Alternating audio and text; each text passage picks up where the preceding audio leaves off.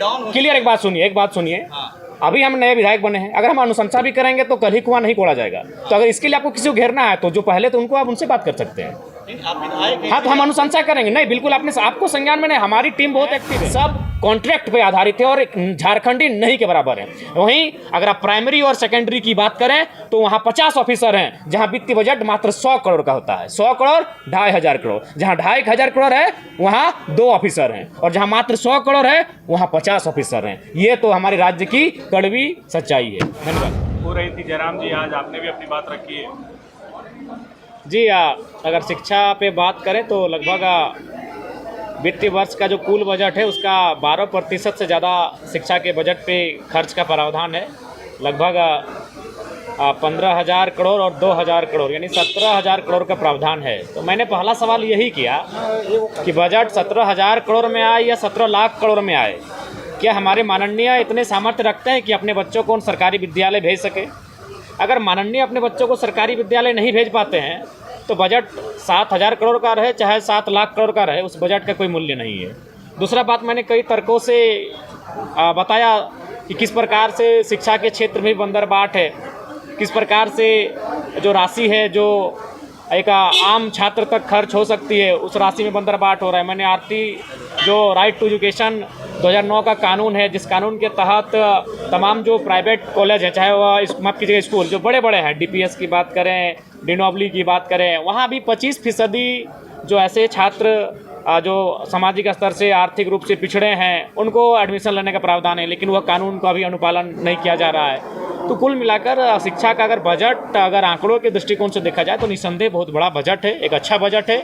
लेकिन बात वही आती है कि बजट का होना और बजट का खर्च किया जाना और उसकी उपयोगिता और उसकी सार्थकता होना, इसमें अंतर पाया जा रहा है। अच्छा जयराम जी, आपराधिक घटनाएं बढ़ रही है, जिस तरीके से डीजीपी ने जो कारण बताया है कि तमाम चीज़ें जो है वो जेल से ऑपरेट होती है, आप इसको किस रूप में ले रहे हैं, क्या आप सहमत हैं? देखिए, अगर डीजीपी महोदय को इस बात की जानकारी है तो बड़ा दुर्भाग्य है। जेल तो आपके अंदर है, चलिए जेल से बाहर से होती तो लोग बोलते कि भाई बाहर झारखंड में जंगल है, झारखंड में पहाड़ है, कहीं छुपा होगा। अगर जेल के अंदर से घटनाएं मॉनिटरिंग हो रही हैं तो कहीं ना कहीं जो प्रशासन है, पुलिस है, उनके होने पर प्रश्न चिन्ह खड़ा होता है।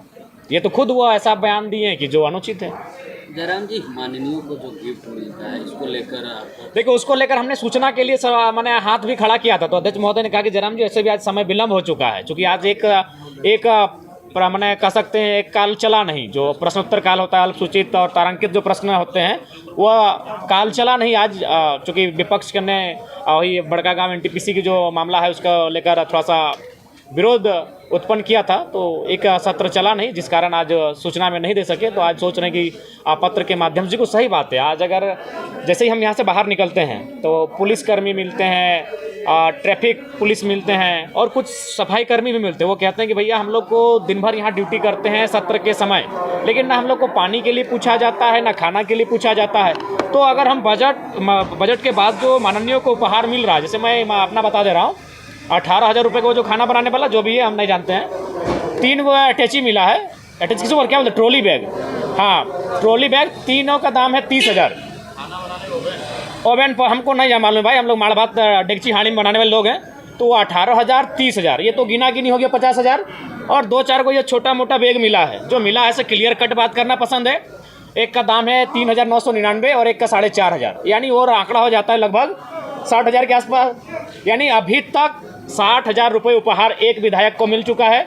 सदन हमें लगता है कि और 7-8 दिन चलेगी, यानी फिर अनुमान लगा लीजिए, यानी 1 लाख तक एक विधायक को गिफ्ट मिलने वाला है, 1 लाख तक। तो मान के चलिए मंत्री लोग तो लेंगे नहीं, अध्यक्ष भी नहीं लेंगे, यानी 13 माइनस करते हैं तो 68, उसको 70 करते हैं, यानी लगभग 70 अगर विधायकों को मानते हैं 1 लाख, तो 70 लाख रुपए खर्च हो रहा है सिर्फ बेकार में। अगर उस पैसे को अगर हमको यूज ही करना है और आपके पास सही में पैसा है तो हमें लगता है कि 2,000 सुरक्षाकर्मी, ट्रैफिक सब मिला के तैनात हैं विधानसभा में। अगर उनमें अगर 100 रुपये इन्वेस्ट करते हैं एक दिन का, तो 2,000 गुना कितना हो गया? 2,000 गुना 100, यानी लगभग हो गया आपका 2 लाख।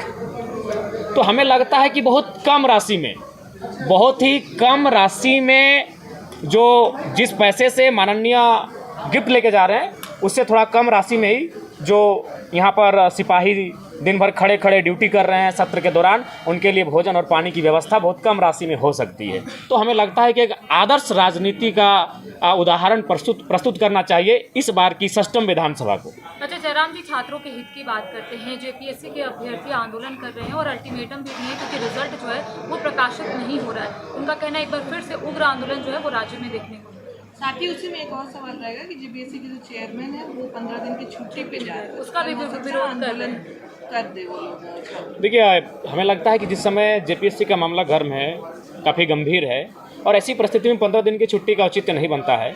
उन्हें कम से कम जो गंभीर विषय हैं उनका समाधान करने के बाद आप छुट्टी पे, लंबी छुट्टी पे चले जाएं। लेकिन जो रिजल्ट प्रकाशन का मामला है, कम से कम रिजल्ट प्रकाशन करने के बाद ही वो अपनी छुट्टी के बारे में सोचते हैं तो बेहतर होगा। और कोई सवाल की फिर निकलते हैं। ये जो स्थिति है वो भाजपा की शिक्षा नीति की वजह से है, आप क्या मानते हैं? देखिए, हमें लगता है कि एक दूसरे पे आरोप प्रत्यारोप से बेहतर है कि आप चीज़ों को खंगालें। जैसे मैंने एक उदाहरण प्रस्तुत किया था, ये उदाहरण हमारा ये था कि जेईपीसी जो होती है, जहाँ लगभग 2500 करोड़ का वित्तीय बजट होता है एक वर्ष का, वहाँ मात्र 2 पदाधिकारी जेईपीसी को हैंडल कर रहे हैं, बाकी कॉन्ट्रैक्ट पे है। और कॉन्ट्रैक्ट में जो भी हैं वो झारखंडी न के बराबर हैं। वहीं और 2 इकाई उनके समकक्ष अगर बात करें तो प्राथमिक और माध्यमिक निदेशालय, जिसमें लगभग 25 अफसर हैं, यानी 50 अफसर मिलकर काम कर रहे हैं 2 विभाग में, और जेईपीसी में मात्र 2 अफसर हैं, जबकि इसको 2500 का बजट मिल रहा है और इन 2 विभागों मिला के लगभग 100 करोड़ का मात्र बजट मिल रहा है। यानी जहां पैसा है वहां कॉन्ट्रैक्ट में जा चुका है, यानी निजी क्षेत्रों में आप उसको तब्दील कर चुके हैं, इसलिए कि उन पैसों का बंदर बांट हो सके। ये बहुत ही बड़ा मतलब गंभीर विषय इस राज्य का, लेकिन चूंकि राज्य के लोग उतनी दूर तक सोचते नहीं है, उतने दूर तक देखते नहीं है, इसीलिए हर किसी छुपा है कि जेईपीसी में जहां 2500 करोड़ का बजट, वित्तीय बजट होता है, वहां 2 अधिकारी जेईपीसी को संभाल रहे हैं। बाकी उनके नीचे जितने भी पद हैं, कार्य करने वाले हैं, सब कॉन्ट्रैक्ट पे आधारित है और झारखंडी नहीं के बराबर है। वहीं अगर आप प्राइमरी और सेकेंडरी की बात करें तो वहां 50 ऑफिसर हैं, जहां वित्तीय बजट मात्र 100 करोड़ का होता है। 100 करोड़ 2500 करोड़, जहां 2500 करोड़ है वहां 2 ऑफिसर हैं, और जहां मात्र 100 करोड़ है वहां 50 ऑफिसर हैं। ये तो हमारे राज्य की कड़वी सच्चाई है। धन्यवाद। जयराम जी, आपके उमरी में जो पारसनाथ की तराई क्षेत्र है, वहाँ कुछ ऐसे गांव हैं जहाँ लोग पानी दाढ़ी से पीते हैं, तो उस पर आपका क्या स्टैंड है? देखिए, अभी जाहिर सी बात है, जब बजट आएगा तो मान के चलिए हमारे पंचायत में, हमारे विधानसभा में 70 पंचायत है, तो उस पंचायत को देखेंगे। हर पंचायत को 5 करोड़ का एक विधायक का सालाना बजट होता है खर्च करने के लिए, तो उसके अनुरूप उस पंचायत में जो सबसे प्राथमिक हमें दिखेगा, हमने जो अपने पंचायत के प्रतिनिधि हैं उनसे कह दिया है कि भाई पूरे 70 पंचायत में ये जो 5 करोड़ का राशि विधायक मद से खर्च होगा उसे आप डिवाइड कर लेंगे, और जो इम्पोर्टेंट लगे, अगर सड़क इम्पोर्टेंट लगे तो सड़क की अनुशंसा होगी, अगर पानी इम्पोर्टेंट लगे तो पानी के लिए अनुशंसा होगी, अगर बिजली का तार इम्पोर्टेंट लगे तो उसके लिए मैंने उस राशि को आप जहाँ उदाहरण दे रही है, उस राशि को जहाँ खर्च कर सकते हैं। गर्मी का दिन पकड़ रहा है। देखिए, एक बात आप क्लियर, एक बात सुनिए।